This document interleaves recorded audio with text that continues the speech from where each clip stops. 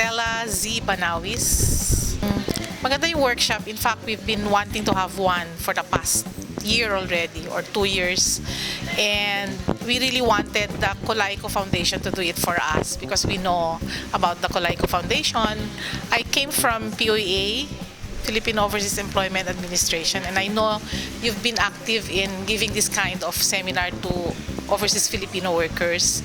When I came in here at ECC, marami nasa age profile namin na pa-retire na or kailangan na nagsisave, yung ganon. So we really are very thankful na meron kaming natutunan na ganitong financial literacy today, and we hope we will be able to also take the other courses of your foundation. He's a very good speaker. Boses pa lang.